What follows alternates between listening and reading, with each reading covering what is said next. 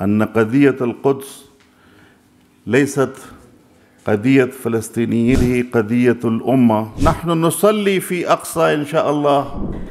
والآن أدعو فضيلة الشيخ سيد آصف لقمان قاضي حفظه الله رئيس قسم الشؤون الخارجية للجماعة الإسلامية باكستان لإلقاء الكلمات، فليتفضل مشكورا أخونا سيد آصف لقمان قاضي حفظه الله. الحمد لله وكفى، والصلاة والسلام على خاتم الأنبياء محمد وعلى آله وصحبه أجمعين. أما بعد، فأعوذ بالله من الشيطان الرجيم. بسم الله الرحمن الرحيم. وما لكم لا تقاتلون في سبيل الله والمستضعفين من الرجال والنساء ونصيرا. صدق الله العظيم. أرحب في بداية الضيوف الكرام والشيوخ العزام، الدكتور نواف هايل التكروري والدكتور إبراهيم أحمد عباس مهنا على هذه الزيارة الكريمة. وهذا حقيقة في سبيل التذكير أن قضية القدس ليست قضية فلسطينيين فقط، بل هذه قضية الأمة، وهذا جزء من عقيدة باركنا حوله. الله سبحانه وتعالى قال باركنا حوله، فهذا جزء من العقيدة. الجهاد في سبيل تحرير الأقصى وتحرير فلسطين هذا من عقيدة المسلمين وليس فقط للفلسطينيين. ونحن نتابع الأحداث والظلم من قبل كيان الغاصب الصهيوني والإجراءات المتوحشة، وهذه الإجراءات تدفعنا من جديد إلى تمسك قرارنا وموقفنا أن هذا الكيان لا شرعية لهذا الكيان، وهذا الكيان الغاصب هذا من عقيدتنا أن نقف في وجه هذا الغصب وهذا الظلم.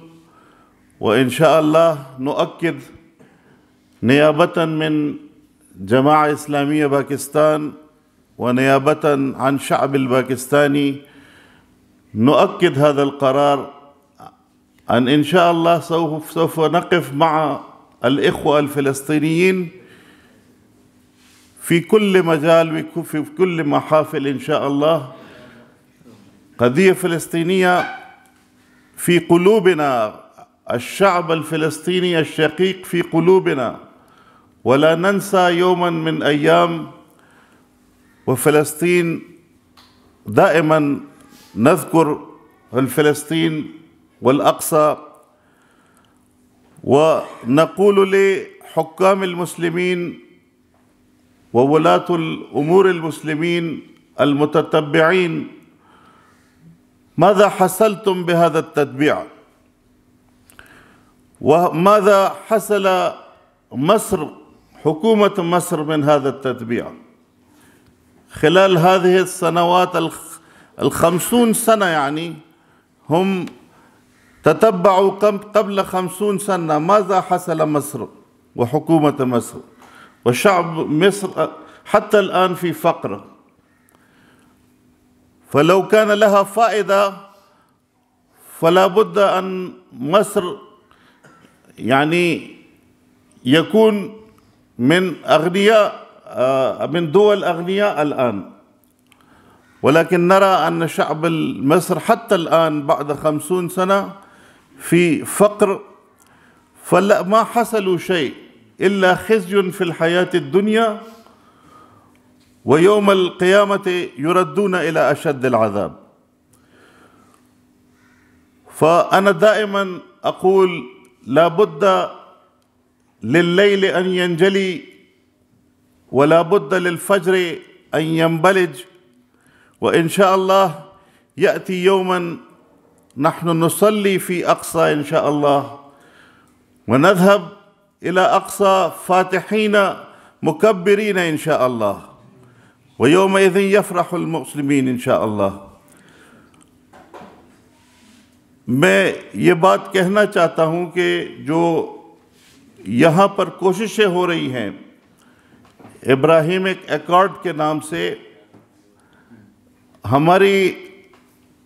ہمارا یہ فرض ہے کہ اس کے بارے میں ہم بیدار رہیں، اور اس وقت ایک حقیقی کوششیں ہو رہی ہیں اسرائیل کو تسلیم کرنے کے لیے، مختلف بہانوں سے گزشتہ سال سے، کبھی ایک وفد کی شکل میں، کبھی دوسرے وفد کی شکل میں، کبھی کسی ایکٹیویٹی کی شکل میں، اور یہ زمین ہموار کی جا رہی ہے۔ اس لیے ہمارا فرض ہے، خاص طور سے دینی جماعتیں جو ہیں، کہ ہم یہ سازشیں قوم کے سامنے واضح کریں۔ ابراہیمک ایکارڈ کیا چیز ہے؟ تو یہ تو الزام ہے حضرت ابراہیم علیہ السلام پر۔ التعاہدات الابراہیمیہ هذه تهمة على سيدنا إبراهيم عليه السلام۔ سيدنا إبراهيم عليه السلام لم يأتي للاحتلال، ولم يأتي أن يخرج الناس من ديارهم، ولن يأتي للظلم، فهذه تهمة، فنحن نرفض هذه التعهدات وهذه تهمة على سيدنا إبراهيم عليه السلام، بل هو جاء ليقوم الناس بالقسط، وهو جاء للعدل والإنصاف، فإن شاء الله نؤكد دعمنا ونؤكد تأييدنا، وإن شاء الله لن نتنازل من الموقف إن شاء الله۔ ويوجد هناك قطاع صغير في مجتمع باكستانية الذي يحاول للتتبيع وجهودهم للتتبيع، ولكن إن شاء الله نواجه هذه القطاع الصغيرة إن شاء الله، لن نسمع هذه الناس، وإن شاء الله لن نتنازل شعبا وحكومة إن شاء الله من موقف العدل إن شاء الله۔ إن تنصروا الله ينصركم ويثبت أقدامكم۔ السلام عليكم ورحمة الله وبركاته۔